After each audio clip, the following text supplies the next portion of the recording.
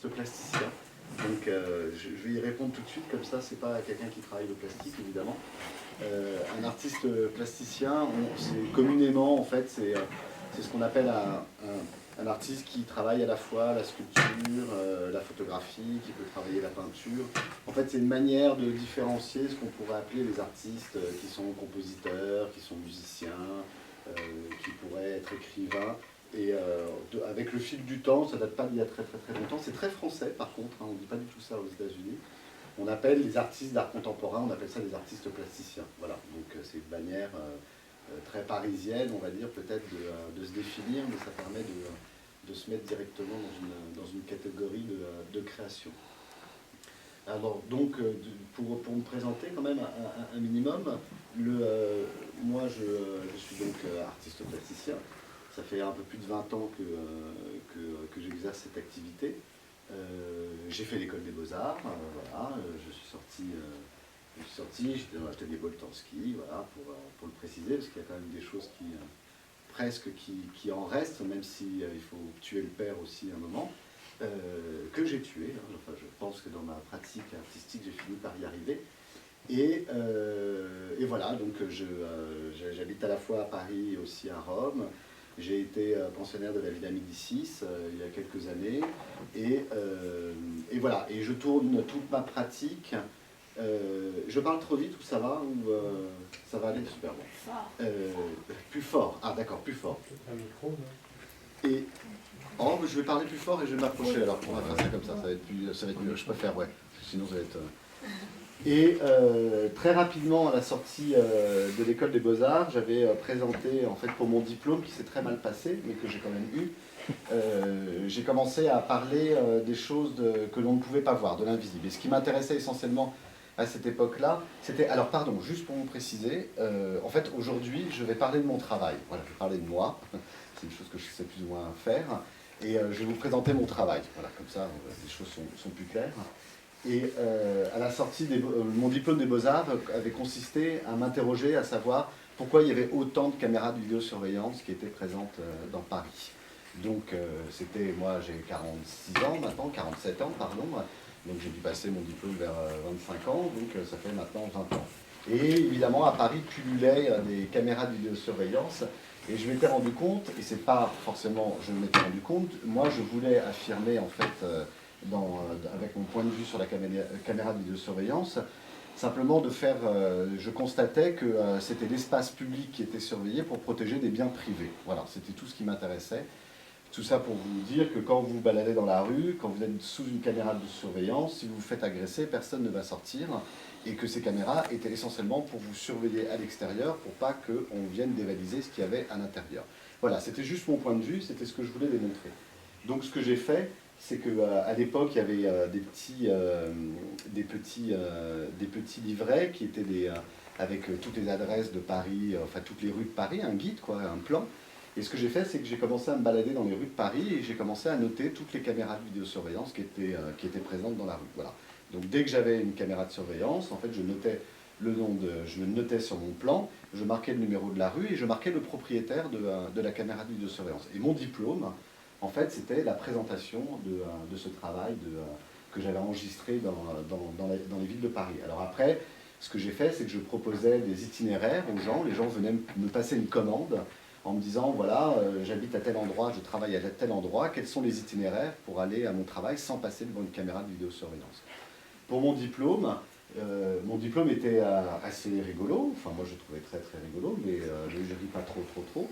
Et j'avais loué une camionnette, ce que j'avais décoré du nom d'une société que j'avais inventée pour mon diplôme, qui s'appelait Mabus Paris Visit Tour, en hommage au docteur Mabuse de Fritzland, qui surveillait ses clients dans son hôtel. Et il y avait une hôtesse qui était à l'intérieur, que j'avais engagée, avec qui j'avais écrit un texte, et qui faisait une balade dans Paris, le temps de mon diplôme, 1 heure, et qui présentait en fait toutes les caméras les plus emblématiques en fait, de Paris. Donc on commençait par l'Assemblée nationale, pour expliquer la loi en vigueur à l'époque, on était sous Pasqua, et après, on allait dans le quartier de l'Horloge, le premier quartier aux Halles où on a installé des caméras de vidéosurveillance, où en fait le quartier était bouclé par des caméras de vidéosurveillance, et Pendant ce périple, on s'arrêtait également, vous savez, devant la caméra du c'est pas le, oui, c'est le Crillon, là où Dodi Al-Fayed et Lady Diana s'étaient fait filmer pour la dernière fois avant de mourir dans cet accident de voiture. Et donc Lopez présentait la caméra en disant, voilà, c'est la caméra dont les images ont été les plus diffusées au monde. De regarder cet objet, en fait, pour parler de quelque chose que l'on regardait par l'entremettis d'une télévision. Et à la fin, bon, parce que comme je suis un peu coquin, on va dire d'une certaine manière, on s'arrêtait à la préfecture de police, et à l'époque, il y avait une loi qui stipulait que vous aviez le droit à Paris de demander toutes les adresses de caméras de vidéosurveillance. La loi vous y autorisait, il fallait vous présenter à un bureau de la préfecture de police, et donc débarquait mon petit groupe avec mon jury en demandant les adresses de caméras de vidéosurveillance qu'on leur a jamais données, évidemment. Après, on avait organisé ce tour qui a continué pendant une semaine, et évidemment, au bout de 2 jours, la préfecture de police a appelé en disant « Merci d'arrêter de nous envoyer des gens dans ce bureau, sinon ça va commencer à nous énerver, et ça avait déjà commencé à les énerver, et vous allez finir par avoir des problèmes. » Voilà.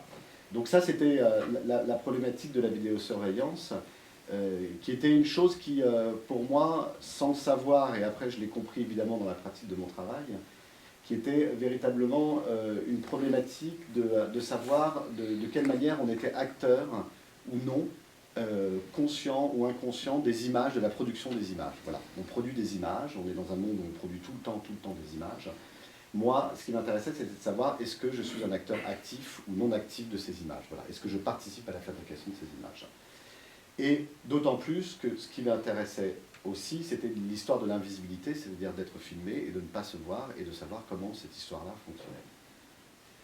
Très rapidement, j'ai continué sur les histoires de vidéosurveillance. Je pourrais vous en raconter plusieurs, je vais peut-être vous en raconter une quand même. Une œuvre qui s'appelle Visite guidée à thème sécurité et patrimoine. À l'époque, vous aviez le Palais de Tokyo qui ouvrait, et ils avaient demandé à plein d'artistes de faire des œuvres avant que le Palais de Tokyo n'ouvre, voilà, histoire de marquer le territoire. C'était Jérôme Sens et Nicolas Bourriou à l'époque qui étaient en charge de monter et d'organiser, qui étaient les nouveaux directeurs, les premiers directeurs de cette institution. Et moi, j'avais proposé de faire une visite du musée d'art moderne qui est juste en face, mais d'un point de vue sécuritaire. C'est-à-dire que au lieu de regarder les œuvres d'art d'un point de vue historique, c'est-à-dire de les reconnaître parce qu'ils sont des chefs-d'œuvre, on en a discuté l'autre jour, on les regardait, on les reconnaissait par leur système de sécurité, partant du principe que plus une œuvre est sécurisée, plus elle a une valeur marchande, et plus elle a une valeur marchande, forcément, plus c'est un chef-d'œuvre. Voilà. Donc en fait, c'était un audio guide, on rentrait dans le musée d'art moderne, et on vous faisait tout le descriptif en fait, des systèmes de sécurité. Alors là, vous rentrez, vous avez 2 caméras de surveillance qui sont reliées à un PC. Après, à gauche, vous devez avoir logiquement le chef, parce que il était souvent là, le chef de la sécurité, qui est un monsieur avec une moustache, la quarantaine d'années, avec un talkie-walkie. Après, j'expliquais comment ça s'organisait les gardiens, puisque vous savez, les gardiens dans les musées en fait, ont toujours des postes où ils regardent en fait comme un panopticon, hein, vous savez, donc en fait ils ont une vue à 180 degrés, donc ils voient l'autre gardien qui est là, ils voient l'autre gardien qui est là, et en fait tous les regards se coupent pour qu'il n'y ait pas comme on dit en voiture, d'angle mort. Voilà.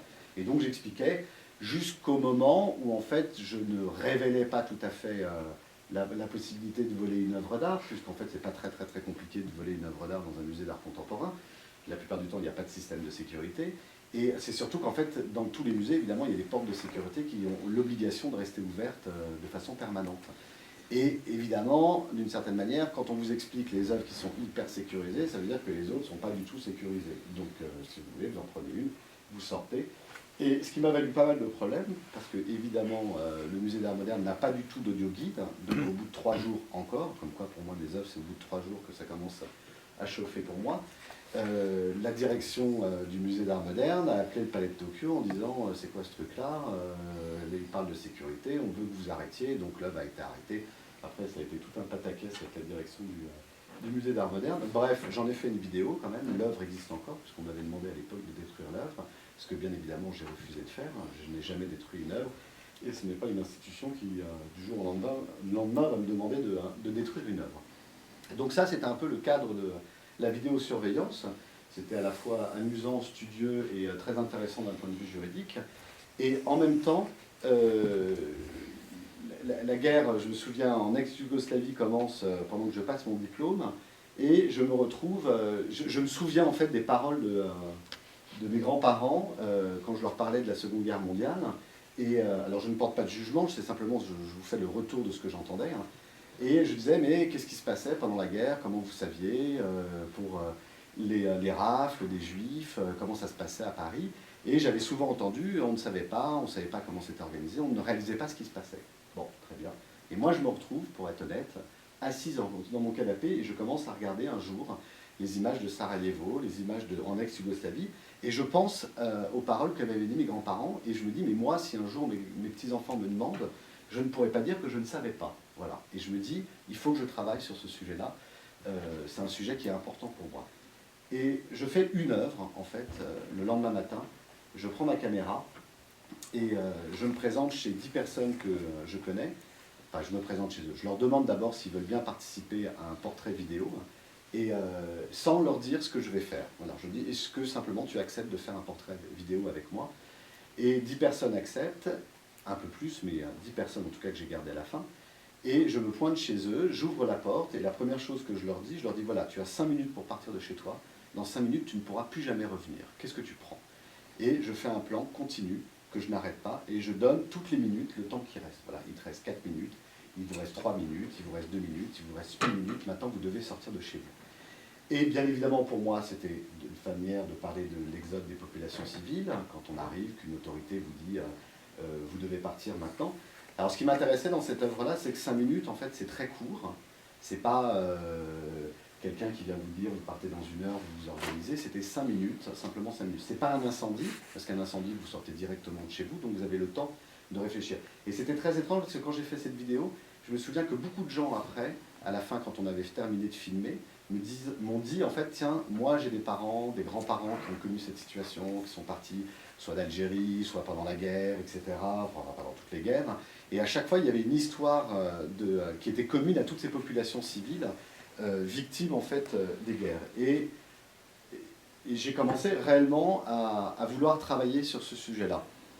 Et on revient maintenant à des images, à des vraies images, c'est que à partir de ce moment-là, je me suis dit j'ai envie de parler de la guerre, j'ai envie de parler bien évidemment des méfaits et en tout cas du drame de la guerre, mais sans montrer la guerre. Voilà, c'était une manière pour moi de dire, vous savez, on vit dans une société où, en tout cas dans la production d'images, quand on veut parler de la mort, en général, on montre des images qui sont post-mortelles, c'est-à-dire on montre des cadavres. Et moi, je me posais comme question, en tant que plasticien, de dire comment je pourrais parler de la mort sans montrer des cadavres. Voilà. Et tout le début du travail est parti sur cette question-là. Ce que j'ai fait, c'est que, excusez-moi, je vais passer sur, parce que ça me fait penser à cette première œuvre que j'ai faite, qui s'appelle Hôtel des transmissions. Et donc, quand je vous dis que je suis sur mon canapé en train de regarder la guerre, hein, sans rien pouvoir faire. Alors vous savez, les artistes, il y a 2 sortes d'actions possibles. Alors, soit vous êtes un artiste, vous vous levez et puis vous partez sur le front et vous allez prendre des photographies, vous faites du documentaire, vous pouvez être journaliste, etc. Aller capter la misère, le drame de la guerre, ou soit, moi c'était l'attitude que j'ai adoptée, peut-être par manque de courage, hein, on pourra peut-être le dire, peut-être que c'était ça, mais moi ce qui m'interrogeait c'était de me dire comment on fabrique une image de guerre quand on regarde la télévision, comment ça arrive jusqu'à moi. Et je me suis rendu compte, au fur et à mesure que je regardais ce conflit, c'est que toutes les retransmissions en fait, télévisées se passaient exactement sur la même terrasse d'hôtel. C'est-à-dire que BBC, je regardais la BBC, je regardais NBC, je regardais TF1, M6 à l'époque aussi, France 2, Antenne 2 à l'époque je pense, et je me rendais compte que les plans qui étaient derrière le journaliste étaient toujours le même. C'est-à-dire qu'avec le décalage horaire, c'était pas compliqué, hein. Vous avez le type de la NBC qui est là, et puis 2 heures plus tard, c'est le mec de TF1 qui s'y met, la BBC c'est 1 heure avant, avec les décalages horaires, tout ça fonctionnait très bien. Je me renseigne un peu, et je me rends compte que toutes les grandes chaînes de télévision achètent de façon collective, et encore aujourd'hui, ils sont tous actionnaires d'une société qui a un émetteur-récepteur indépendant de tous les autres réseaux, directement au satellite. Et cette société-là, en fait, s'installe à un hôtel précis quand il y a un conflit et dit à tous les journalistes, maintenant vous venez ici et vous pourrez diffuser vos images. Et bien évidemment, l'ensemble des belligérants, souvenez-vous du conflit en Irak, personne ne bombarde, que ce soit les Américains ou les Alliés dans la première vague de guerre contre l'Irak, contre le régime de Saddam Hussein, pardon. Et le régime de Saddam Hussein aussi, évidemment, tout le monde laisse ces journalistes-là tranquilles, parce que évidemment du côté des Alliés, on dit ah, vous voyez, c'est des frappes chirurgicales, tout va bien, tout est propre. Et puis de l'autre côté, les Irakiens disent ah bah vous avez bien vu, ça explose partout. Ils avaient dit qu'ils n'attaqueraient pas Bagdad, et en fait ils ont quand même attaqué Bagdad. Et ce que j'ai fait, c'est que j'ai recensé. Je me suis dit comment ça se passerait si demain il y avait un conflit en Europe, et dans quel hôtel iraient tous les journalistes. Donc j'ai recensé dans les 10 plus grandes capitales européennes, que ce soit Helsinki, donc là vous avez Genève, qui n'est pas la capitale, je vous l'accorde, mais c'est là où se trouve la société de récepteur-émetteur des chaînes de télévision. Au-dessus, c'est Bruxelles. Et j'ai choisi en fait un hôtel qui était capable d'accueillir plus de 250 journalistes, des hôtels dits internationaux, même si ça n'existe pas en termes. Et ce que j'ai fait, c'est que je me suis mis sur la terrasse, donc j'ai demandé l'autorisation à chaque fois pour prendre des photos. Et j'ai fait un 360 degrés. Vous voyez qu'ici, en fait, vous avez le même hôtel qui se retrouve de l'autre côté.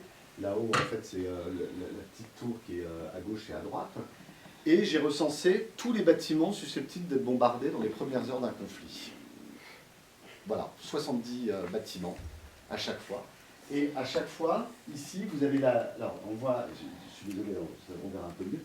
Et à chaque fois, je donne le lieu exact, avec une ligne qui monte comme ça, à la verticale, et je nomme le bâtiment avec la distance depuis l'hôtel. C'est-à-dire que le journaliste n'a plus qu'à ouvrir son guide, s'il l'achète évidemment, et dès qu'il y a une explosion, il peut déterminer, parce que vous savez, d'habitude ils sont toujours en train de dire « Oh là-bas, dans tel quartier, c'est en train d'exploser ». Et moi, en fait, ce que je voulais, c'était de dire « Bah non, dans tel quartier, ce qui explose, c'est exactement ce bâtiment et pas un autre ». Alors évidemment, ce sont les ambassades américaines, l'ambassade de France, en général les hôpitaux. Souvenez-vous, à Sarajevo, c'est quand même assez rapidement la bibliothèque qui a été brûlée, c'est les hôpitaux qui sont brûlés, etc. Et ce qui m'intéressait pour revenir un petit peu, pour comprendre un peu cette histoire de la révélation de l'invisible, des choses que l'on ne voit pas, que l'on ne regarde pas, que c'est difficile à dire ça, que l'on ne nous montre pas forcément, c'est qu'une fois que j'avais établi cette cartographie, on va dire d'une certaine manière, pour moi, c'était la cartographie de la guerre à venir, et surtout la mise en lumière en fait des bâtiments et des bâtiments qui seraient détruits et très rapidement. Voilà. Donc pour moi, c'était à la fois un paysage politique et à la fois une cartographie future de la guerre. C'est une œuvre qui est très importante pour moi parce que c'est le moment où je réalise dans mon travail que, comme je vous le disais tout à l'heure sur la question de la représentation de la mort, qui est quelque chose qui est absolument impossible à représenter. La plupart du temps, on montre des morts, mais on n'arrive pas ça n'existe pas une représentation de la mort. Je me suis rendu compte que ce qui m'intéressait, en fait, c'était toujours d'être en avant les événements. C'est-à-dire que ce qui m'intéressait, c'était pas montrer le résultat des événements, mais l'organisation des événements. C'est-à-dire qu'un bombardement, ça ne s'organise pas en un quart d'heure et que forcément c'est une stratégie. Donc c'est des gens qui décident à l'avance qu'ils vont tuer des populations civiles. Alors cette œuvre, quand même, je donne son titre, ça s'appelle Hôtel des transmissions. Et Hôtel des transmissions, je le reprenais parce que c'était pour moi une manière de réfléchir en fait sur l'extraterritorialité médiatique. Voilà, à quel moment en fait les médias ont une protection avant même, alors que les conflits sont à leur pied. Ça se dit ça? Non.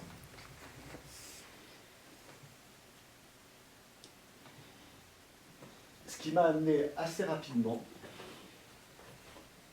sur cette question du moment d'avant. Je m'interrogeais à un moment sur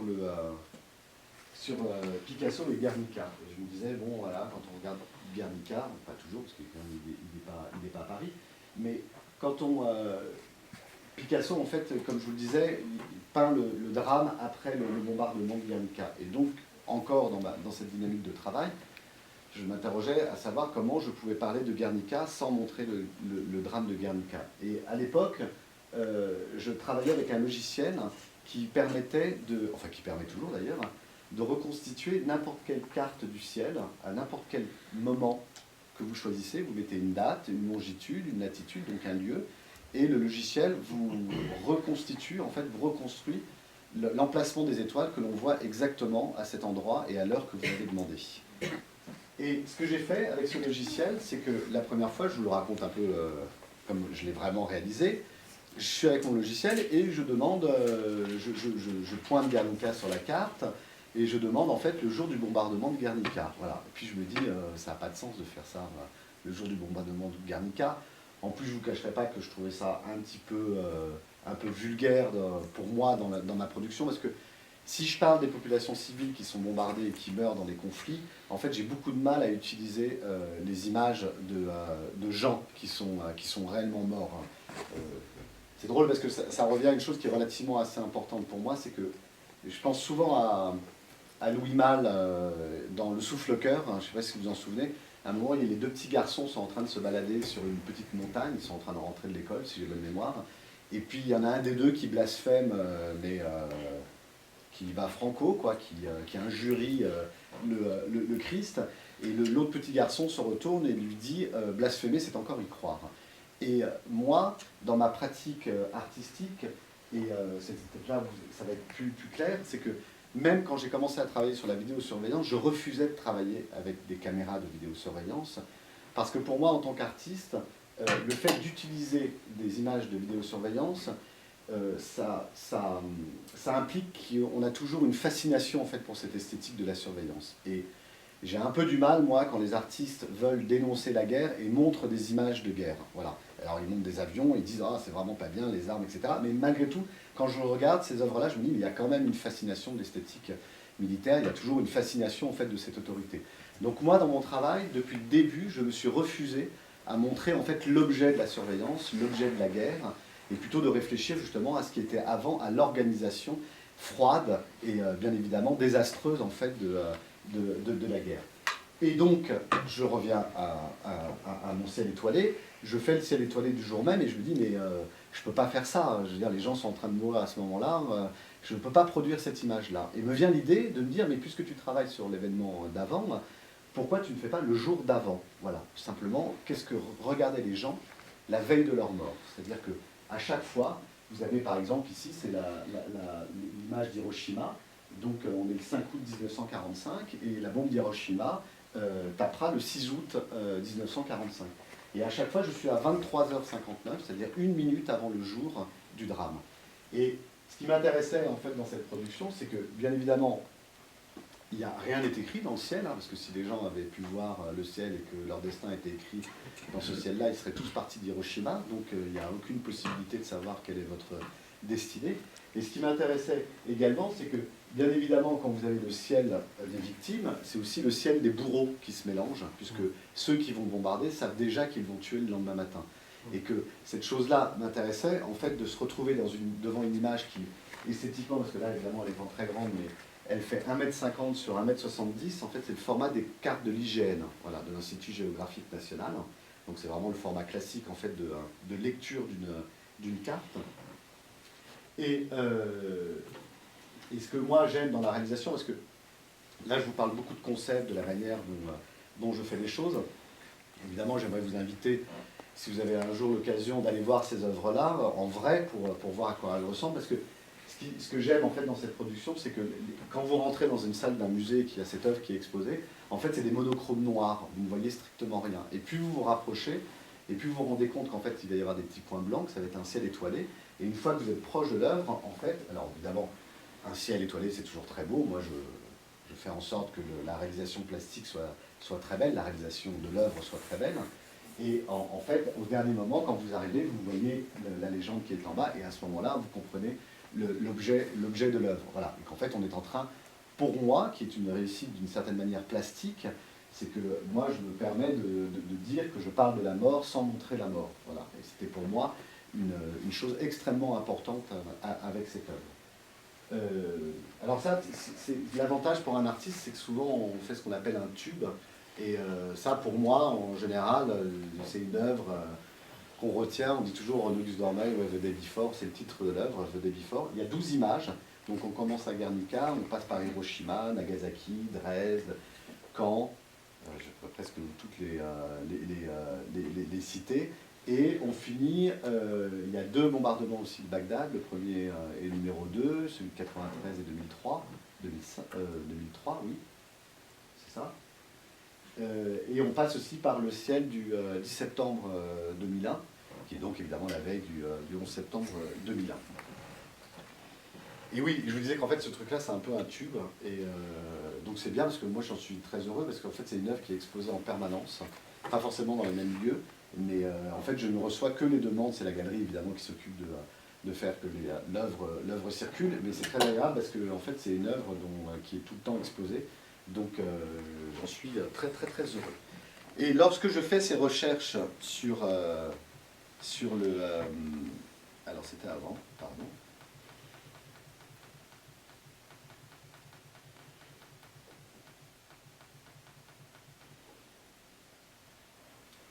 Lorsque je fais les recherches sur ces bombardements, je me rends compte au fur et à mesure que chaque bombardement a un nom de code.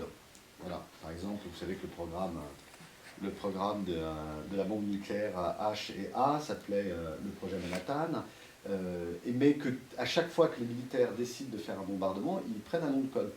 Vous connaissez les derniers, hein, il y en a qui sont terriblement politiques et à la fois tellement dur à accepter, il n'y a plus d'été, la flûte enchantée, enfin tous ces trucs-là. Et tout en faisant mes recherches sur les dates de bombardement, je commence à noter tous les noms de codes militaires, mais tous les noms de bombardements qui impliquent en fait des populations civiles. Par exemple, je vous donne comme exemple The Day Before, le projet que je vous ai montré juste avant. Je n'ai pas fait par exemple le bombardement de Pearl Harbor, parce que Pearl Harbor, je considère que c'est des militaires qui attaquent des militaires, et que ça ne concerne pas les populations civiles. Moi, il n'y a que des... Enfin, il y a que... Disons que l'axe de mon travail, c'est les populations civiles. Et je commence à recenser, alors Dieu sait qu'il y en a un paquet, il y a même un mec encore plus fou que moi qui, aux États-Unis, a fait un livre sur le sujet, avec que les bombardements américains. Donc évidemment, j'ai pu bénéficier de ce long travail de recherche. Après, moi, j'ai fait les Russes, j'ai fait les Français aussi, les Italiens. Rappelez-vous que ce sont les Italiens qui ont inventé le bombardement, hein, puisque... ils étaient en Éthiopie, en fait, ils étaient assez malins, évidemment. Et en avion, ils prenaient les grenades, et en fait, ils lâchaient les grenades. C'est comme ça qu'on a bombardé les premières populations civiles pendant la Première Guerre mondiale. Et en faisant ce recensement, des noms tellement poétiques de bombardement, je me rappelle en fait que la plupart du temps, quand on utilise des objets usuels que l'on a aujourd'hui dans notre quotidien, que ce soit le micro-ondes, votre téléphone, le portable, toutes ces choses-là, 80% des inventions que vous utilisez, des objets que vous utilisez, viennent de l'ingénierie militaire. Voilà, donc vous avez des recherches militaires. Puis après, même au niveau médical, hein, jusqu'à il y a encore 10 ans, parce que maintenant ça a basculé dans l'autre sens, c'est les boîtes pharmaceutiques qui sont en avance sur la recherche de l'armée. Mais tous les objets qu'on utilise, en fait, c'est des inventions de l'armée qui sont arrivées, qui ont été appliquées, en fait, dans le public. Et je fais des recherches sur Braille, voilà, en me disant, tiens, ça m'intéresse, cette histoire-là, ces écritures d'invisibles que je ne peux pas voir. Et je me rends compte qu'en fait, ça vient d'une invention militaire, d'un militaire qui avait inventé une manière de discuter, enfin en tout cas de communiquer dans les tranchées à 8 points, et avec des sons aussi. Et qui avait appelé cette invention écriture nocturne. Alors évidemment, écriture nocturne, moi, hop, je dis c'est bon, je prends, ça va devenir le titre de mon œuvre.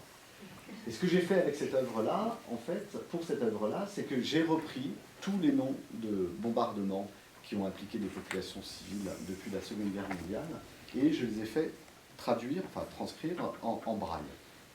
Pourquoi j'ai fait ça? C'est qu'après, j'ai fait une installation que vous voyez là. Donc à chaque fois, c'est une œuvre qui est présentée, qui a un protocole de présentation, on pourrait dire. C'est que c'est une chambre blanche, voilà, sur laquelle je fais imprimer du papier peint chez un imprimeur braille. Donc au lieu de faire des feuilles, il fait des laits comme des laits de papier peint. Et les murs sont couverts en fait de tous les noms d'opérations militaires de la Seconde Guerre mondiale. Et au-dessus, je fais placer des néons pour rappeler, en fait, on pourrait dire de façon purement littéral, l'explosion qui arrive et qui va être faite. Et pour moi, c'est comme une antichambre de la mort, c'est-à-dire que en fait, tous ces mots très poétiques ne sont que l'avènement de la mort qui va suivre dans les heures qui arrivent. Et c'est une performance également, c'est-à-dire que je demande à une personne non-voyante, c'est le mot politiquement correct maintenant, alors qu'on pouvait dire aveugle, maintenant c'est non-voyant, et elle vient, en général, pour l'exposition, celle-ci c'était l'exposition qu'il y avait au Magval à Paris, hein, et elle vient une fois par semaine, en fait, lire l'ensemble des noms de code et d'opérations militaires. Et c'est un moment que moi, qui me touche beaucoup, parce que la plupart du temps, c'est un rendez-vous, il y a pas mal de monde, hein, les gens viennent, et c'est assez beau parce que quand elle commence à lire, les gens s'écartent un petit peu, parce qu'évidemment, elle lit dans ce sens-là. Je lui demande de ne pas lire tous les mots les uns à côté des autres, c'est-à-dire de lire juste un mot, et après d'aller un peu plus loin de le faire. Et c'est toujours un moment que moi je trouve assez émouvant, parce que ça forme comme un tableau, puisque les gens s'écartent d'elle et en fait se déplacent avec elle. Donc elle est toujours entourée de blanc, elle, et les gens s'écartent exactement à la même vitesse qu'elle. On fait une captation sonore, et quand elle n'est pas là, en fait, on remet la captation sonore de cette dame. Pourquoi je l'ai fait? C'est aussi parce que l'intérêt pour moi, c'est qu'elle était comme un oracle grec. En fait, l'idée, c'était que elle seule, qui est aveugle, est capable de lire en fait ce qu'il y a sur le mur. Moi qui suis voyant, je ne peux pas lire ce qu'il y a sur le mur, et elle est aveugle et elle peut lire ce qu'il y a sur les murs. Et bien évidemment, elle seule peut lire la mort qui est sur les murs, alors que moi je ne peux pas la voir, et pourtant elle est présente. L'écriture nocturne. Alors après, je vais vous montrer une œuvre qui était la première. Ah, je peux vous montrer ça aussi, ça me ferait plaisir. Ça, c'est une... Je reviens un peu sur la question de la vidéosurveillance. C'est une œuvre qui s'appelle le contre-projet Panopticon. Et vous savez, Jérémy Bentham a inventé justement ce que je vous expliquais tout à l'heure, la surveillance Panopticon. C'est-à-dire qu'en gros, son invention, c'était une prison qui était circulaire, il y avait juste une cellule pour le gardien au milieu, et comme toutes les cellules sont en camembert, comme ça, en fait, lui, un seul surveillant peut surveiller toutes les cellules. Et moi, je me posais la question de savoir comment on pouvait ne pas être visible des satellites. Voilà, c'est une question bête, hein, je vous l'accorde. Mais à un moment, je me dis, bon voilà, les satellites militaires ont une résolution d'1 mètre carré au sol. 1 mètre carré, je me souviens quand même, c'est juste ça. Donc ils peuvent lire la marque de cette bouteille, pas ici évidemment, mais à l'extérieur. Ils n'ont aucun problème. Et je me suis dit, mais comment je pourrais faire pour disparaître, voilà, pour ne pas être visible. Et ben, en fait, j'ai fait un vélo, c'est un système D, hein, c'est vraiment de la bricole. Et alors évidemment, j'ai fait exprès de prendre un vélo de course, hein, parce que ça me paraissait plus intelligent pour fuir. Et au-dessus, en fait, c'est un système de miroirs, avec des miroirs, vous savez, comment appelle-t-on ça déjà, sans teint, voilà. Donc le satellite, quand il prend, si je peux le faire plus clairement comme ça, voilà, il y a 2 miroirs comme ça. Après, il y a le plexiglas qui est comme ça, il y a encore 2 miroirs comme ça. Donc le satellite prend la photo qui est là, il prend ce qui est réfléchi dans ces 2 miroirs-là, qui eux-mêmes réfléchissent les 2 miroirs qui sont là, et donc réfléchissent l'image qui est à côté de moi et pas moi. Donc c'est un vélo pour fuir, voilà, quand vous ne voulez pas être vu d'un satellite américain et maintenant européen, puisqu'on a notre système aussi de surveillance indépendant. On est les seuls, hein, les Chinois n'y arrivent pas. Et donc si vous voulez fuir, vous pouvez utiliser ce vélo. Alors il est un peu bancal, hein, je vous l'accorde.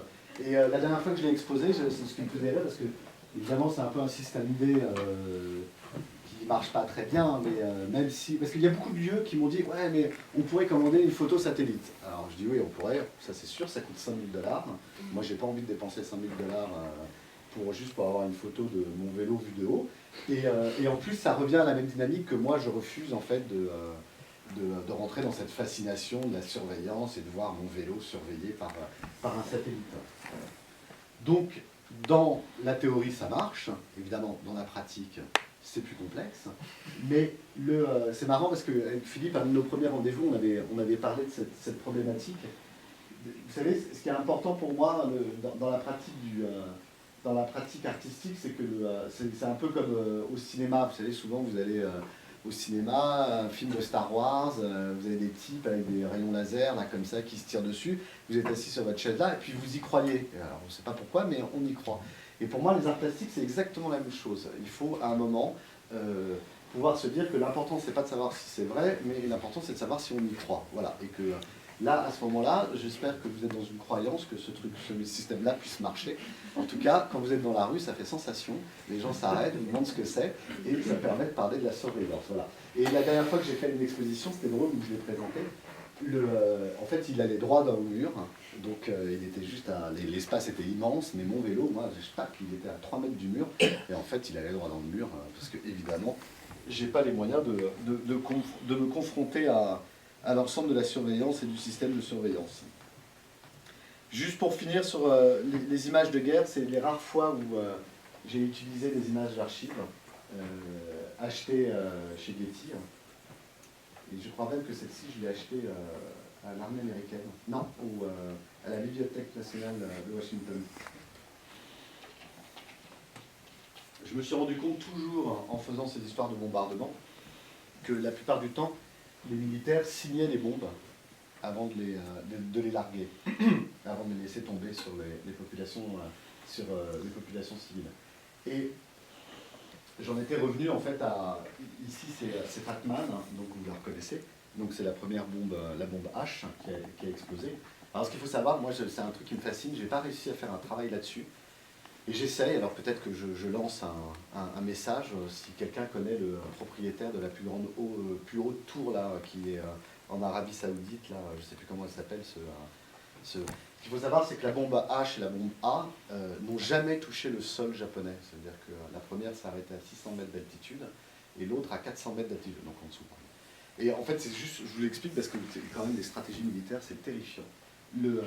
En fait, c'est assez simple, c'est que si vous avez une bombe, voilà, là c'est un immeuble, par exemple, je le prends. Si vous avez une bombe qui explose, la bombe H qui explose ici, en fait, le souffle de l'explosion va certainement détruire à peu près 3-4 km d'immeubles juste à côté. Et en fait, le souffle de la bombe sera réduit. Par contre, si vous la faites exploser ici, évidemment, l'angle d'ouverture en fait, de l'explosion, du souffle de l'explosion, sera beaucoup plus important.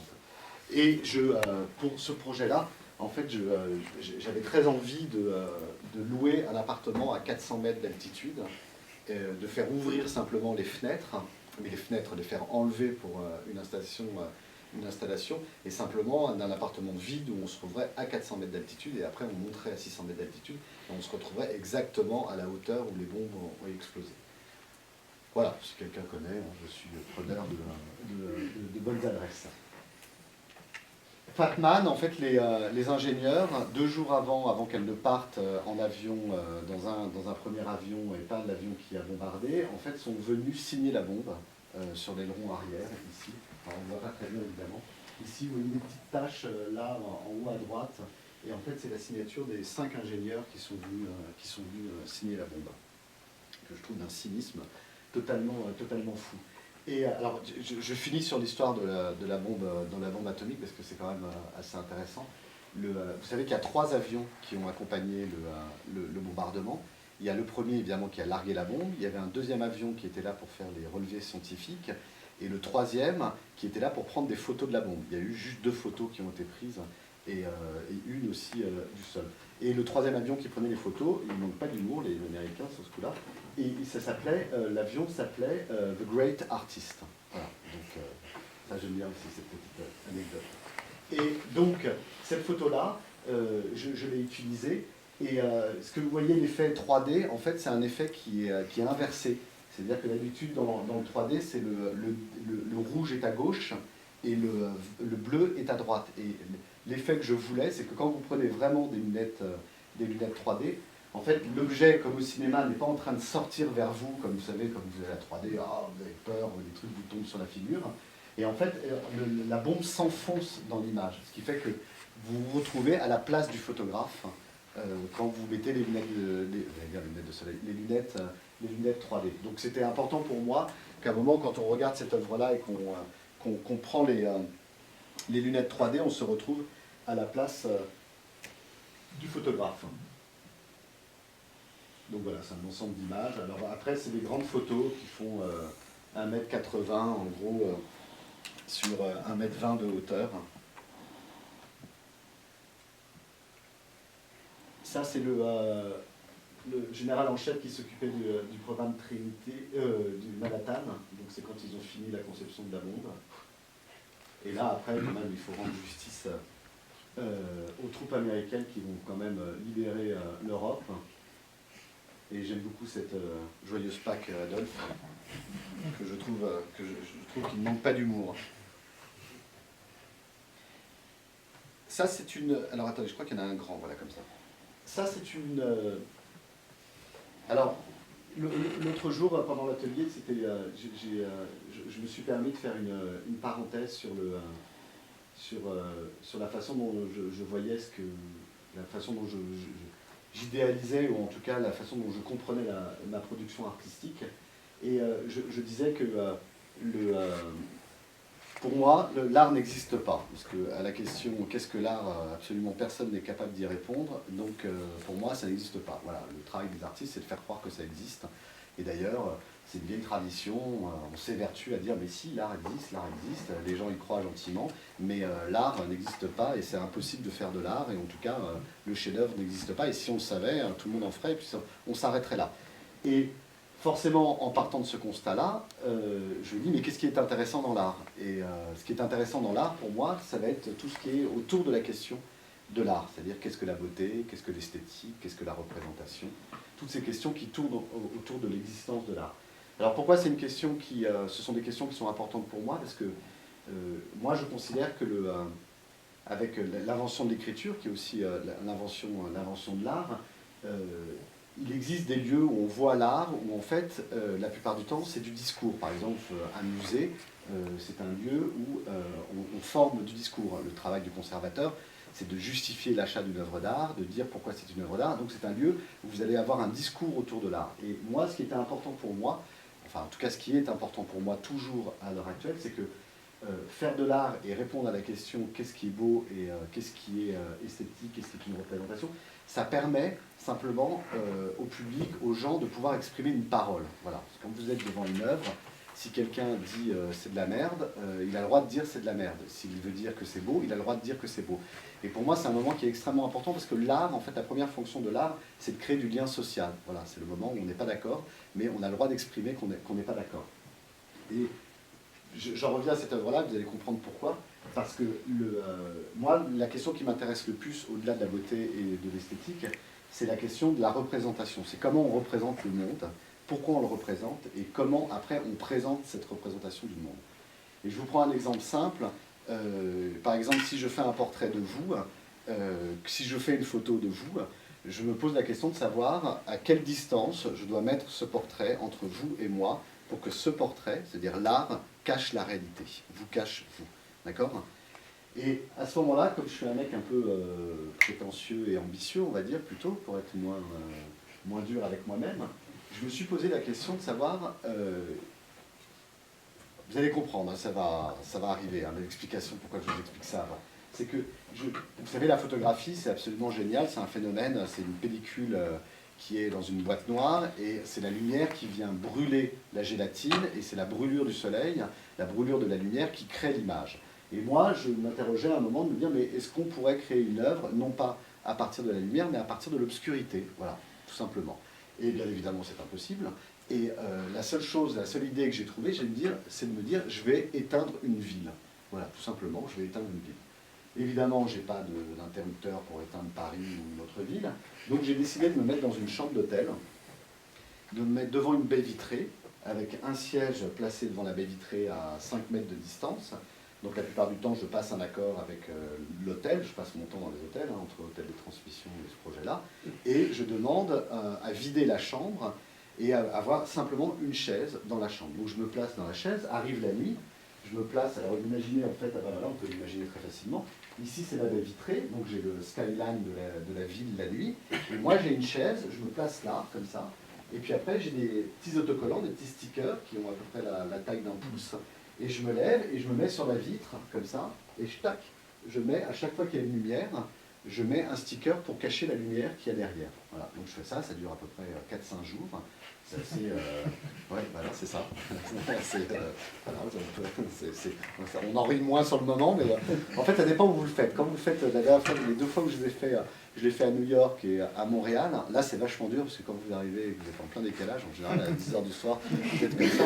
Après, de l'autre côté, en Asie, c'est plus simple, ça va beaucoup plus vite, parce qu'en fait, vous avez la patate toute la nuit, donc tout va bien. Donc, c'est un peu l'enfer à faire. Enfin, en même temps, je le fais avec des assistants, ça va un peu plus vite. Mais...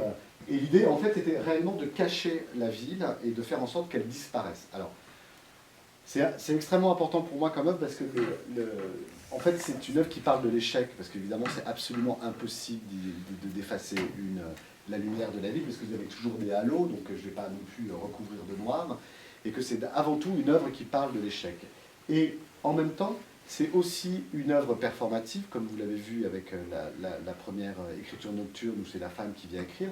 Cette fois-ci, en fait, c'est le public qui vient, et je demande en fait à ce que le public rentre tout seul dans la salle, parce que justement, je veux éviter qu'il y ait une grande gueule qui dise « Ah, c'est de la merde » ou « C'est très bien », et que chacun se fasse son jugement seul. Et ce qui veut dire que vous n'êtes pas obligé de comprendre immédiatement l'œuvre, mais au moins vous avez un sentiment esthétique, il y a quelque chose qui va se passer, et ça, je veux que ça reste comme une empreinte, une première empreinte qui reste muable. Et ce qui est intéressant, c'est que quand les gens viennent s'asseoir, forcément, ils sont dans le fantasme en fait, d'être dans l'œil de l'artiste, puisqu'ils sont exactement dans ma chaise, et ils voient exactement ce que moi j'ai vu juste avant, quand j'ai terminé l'installation. Et vous allez voir pourquoi je reviens sur cette histoire de représentation, c'est que pour moi, cette œuvre, c'est pas forcément représenter le réel, mais en tout cas, l'idée c'était de cacher le réel avec une action artistique, pas forcément un produit artistique, mais avec une action artistique.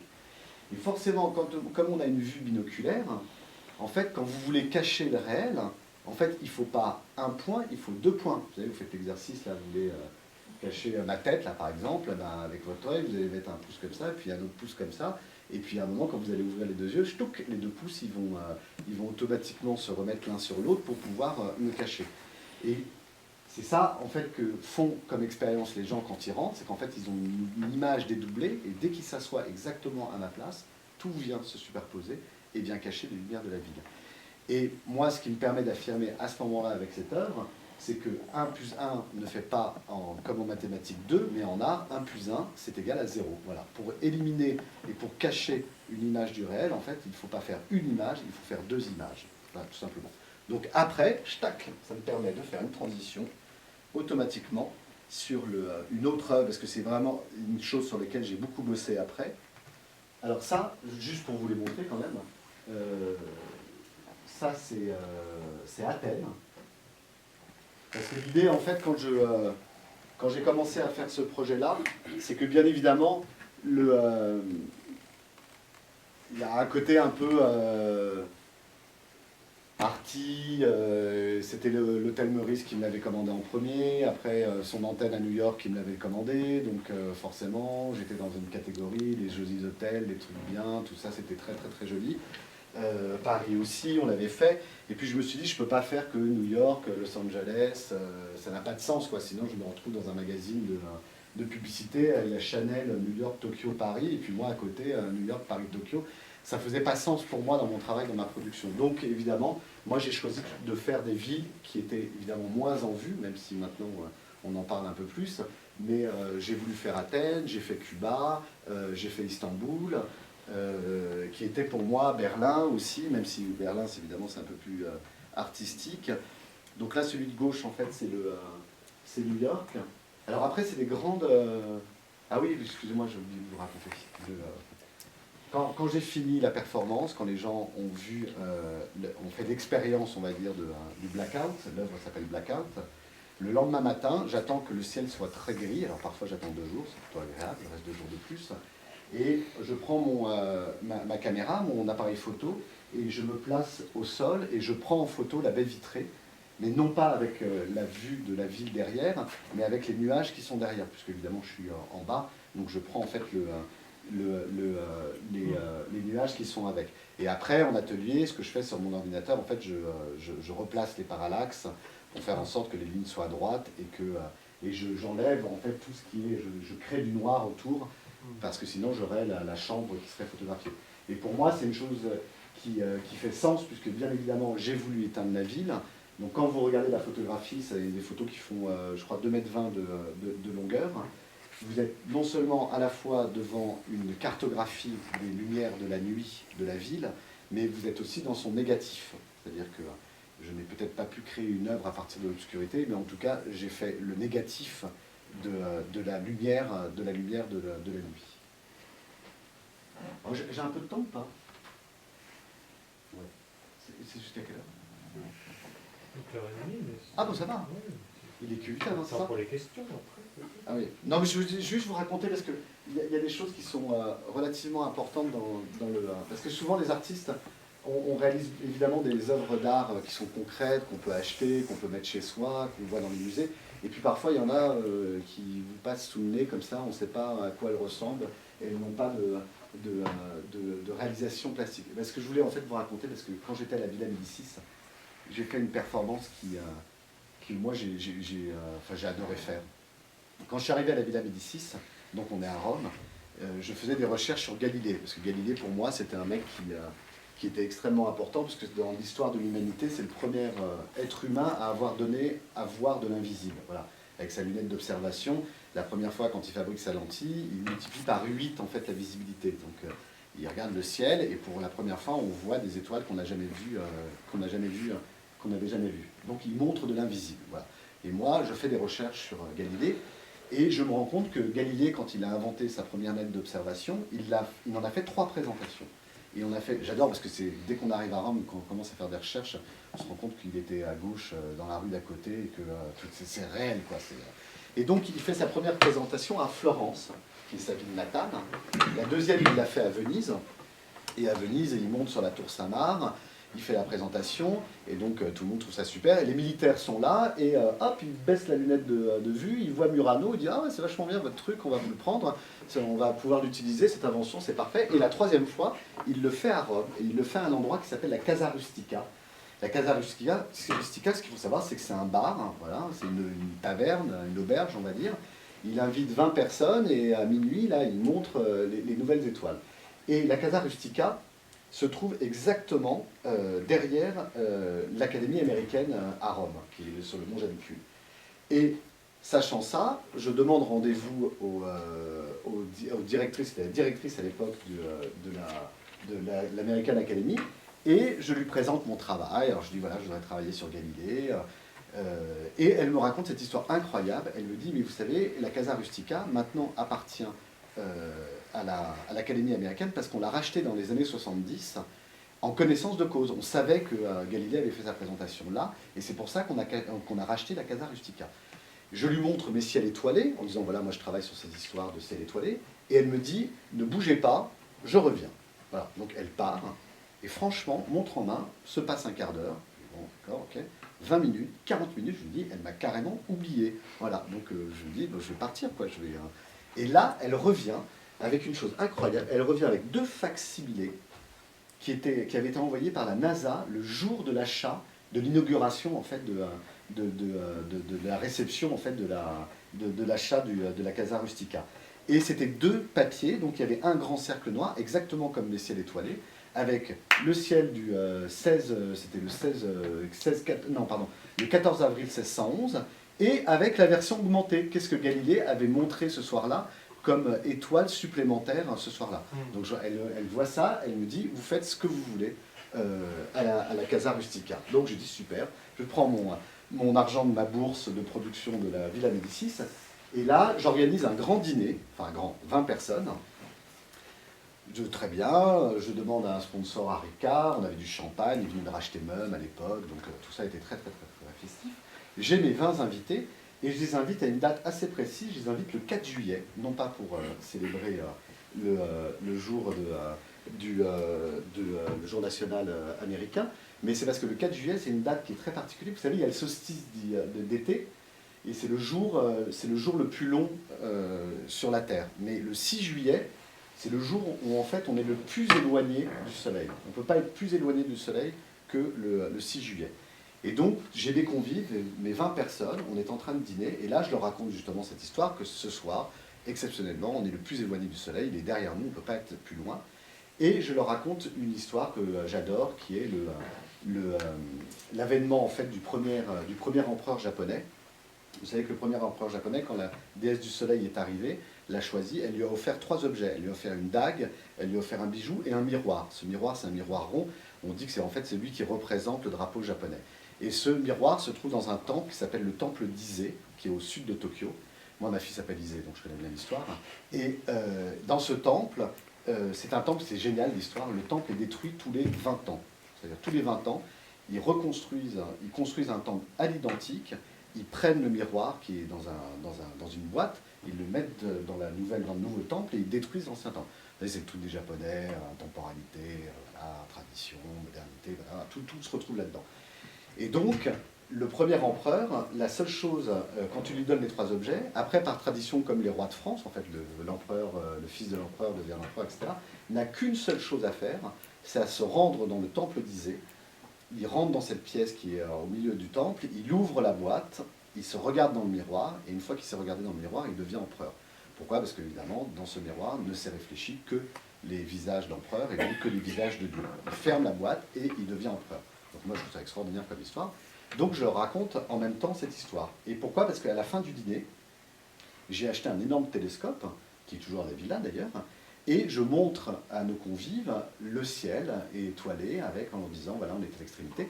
Et à la fin de la soirée, je prends le miroir de mon télescope et je le mets dans une boîte noire, en laissant imaginer qu'en fait, la dernière image qui a été imprimée sur ce miroir est l'extrémité de l'univers. Voilà, basta, cosy, on n'en parle plus. 6 mois plus tard, je réinvite mes 20 convives exactement au même endroit. Deuxième budget, c'est là que ça me coûtait de l'argent cette histoire. Donc je vais prendre une autre personne et une autre bouteille. Tiens, je peux te prendre ta bouteille d'eau, merci. Voilà. Donc toi, ça va être le soleil et moi, je vais être la terre, plus modestement. Voilà. Donc, le premier soir, en fait, j'ai montré l'extrémité de l'univers ici, en tout cas de l'extrémité de ce côté. 6 mois plus tard, évidemment, comme on tourne autour du soleil, en fait, on se retrouve de l'autre côté de l'univers. Et ce soir-là, en fait, j'invite les 20 mêmes personnes. On refait le même process, on mange, on boit, on regarde le télescope, on prend le miroir, Mais cette fois-ci, en fait, je leur explique ce soir-là qu'en fait, on est assis exactement au même endroit, mais on ne regarde pas les mêmes images. Et donc, en fait, pour moi, c'était la démonstration de tout mon travail, de dire, parfois, on est au même endroit, mais on ne regarde pas la même chose. Et donc, on était autour. Et entre les 2 images que j'ai gardées, c'est-à-dire mes 2 miroirs, en fait, pour vous donner quand même une échelle de distance, la distance entre les 2 prises de vue, d'une certaine manière, en fait, il y a 300 millions de kilomètres. Et pour moi, c'était une manière de dire, comme je vous l'ai expliqué avant sur cette histoire des 2 images, 1 plus 1 qui devient 0, en fait, j'ai la prétention de pouvoir dire que quand j'ai fait cette image-là et cette image-là, quand on rapproche les images, paf, on efface en fait le soleil. Voilà. Donc moi, dans mes pratiques artistiques, je m'amuse à pouvoir me dire, pardon, merci, à pouvoir me débarrasser du soleil.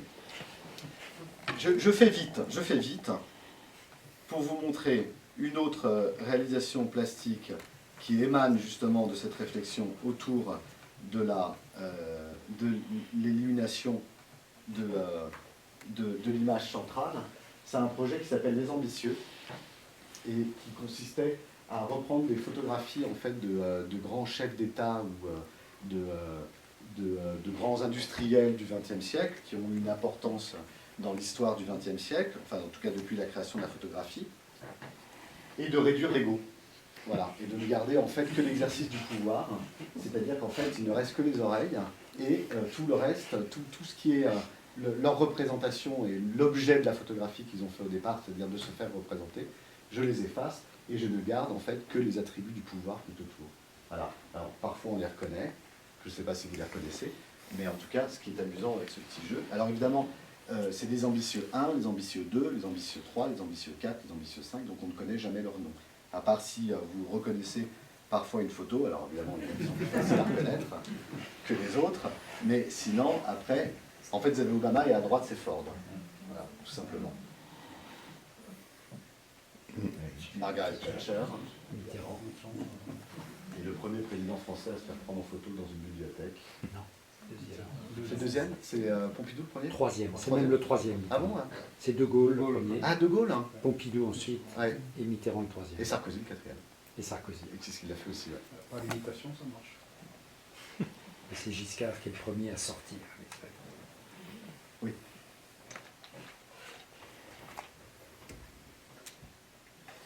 Alors après, la chose est... Après, j'ai poussé en fait l'expérience en faisant une série sur les collectionneurs et justement en reprenant ce principe, mais en augmentant en fait le principe, puisque l'idée pour moi c'était d'inviter des collectionneurs à participer à ce projet-là et de leur demander d'être pris en photo à côté d'une œuvre qui les ont marqués, qui leur appartiennent et qui les ont marqués, en fait, représentatifs de leur collection.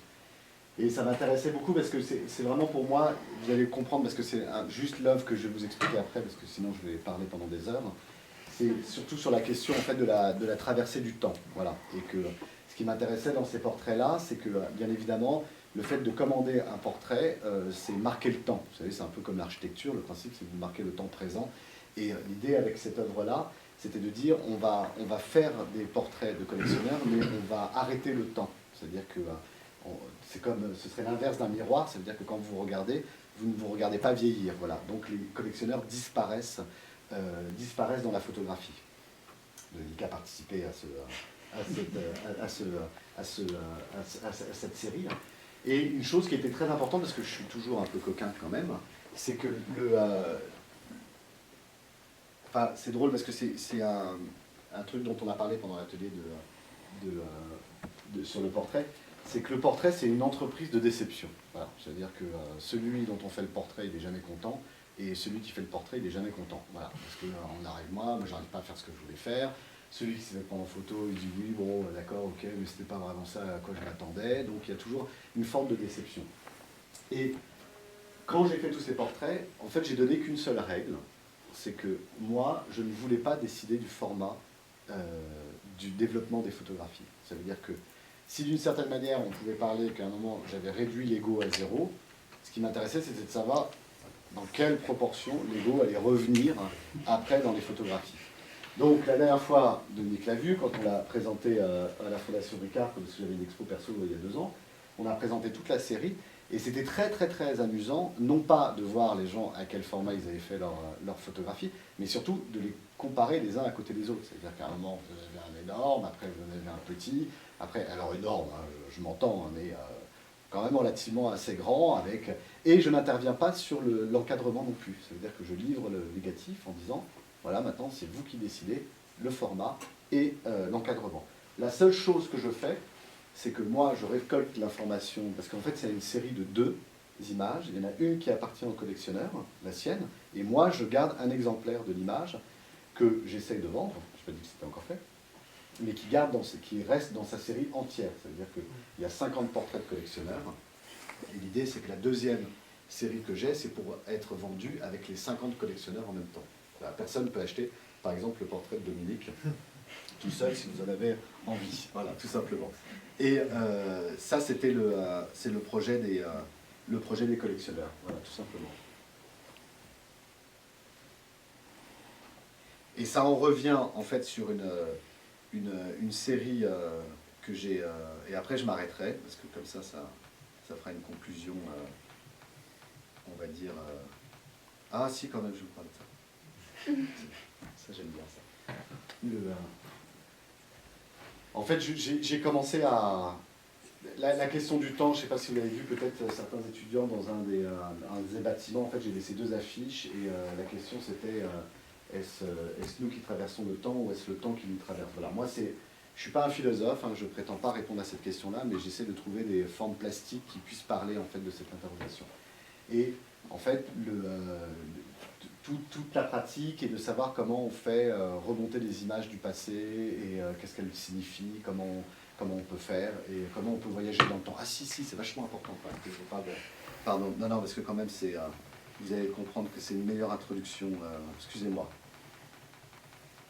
Voilà, je sais que... Après, je finirai par ça, vraiment, pour de vrai. Pardon. Non, parce que là, ça illustre beaucoup mieux mon propos. En fait, quand je vous disais tout à l'heure que le The Day Before, ça a été un peu un succès d'artiste, donc en fait, moi, comme je suis un mec un peu têtu, je me suis dit, ben, je ne veux plus parler d'étoiles, je ne veux plus en faire, tous ces trucs-là, ça ne m'intéresse pas, si c'est pour faire comme ça, je ne veux pas travailler dans ces conditions-là. Et donc j'abandonne complètement les histoires d'étoiles, je n'en touche pas pendant 6 ans à part pour ma performance à la Villa Médicis. Et justement quand je fais cette performance à la Villa Médicis, je me dis ah mais quand même les trucs des étoiles, il y a encore des choses à faire avec cette histoire-là. Et à ce moment-là, je me dis tiens, j'ai fait un voyage dans le passé avec mon vedette Before, et comme vous l'avez un peu compris, je suis un peu prétentieux dans ma pratique artistique, je me suis dit, mais si j'ai fait un voyage dans le passé, pourquoi je ne peux pas faire un voyage dans le futur? Il n'y a pas de raison, enfin moi je n'ai pas de règles, hein, donc l'art c'est quand même un truc, il n'y a pas de règles, hein, donc je me dis, bah, tiens, je vais me permettre, je vais faire un voyage dans le futur.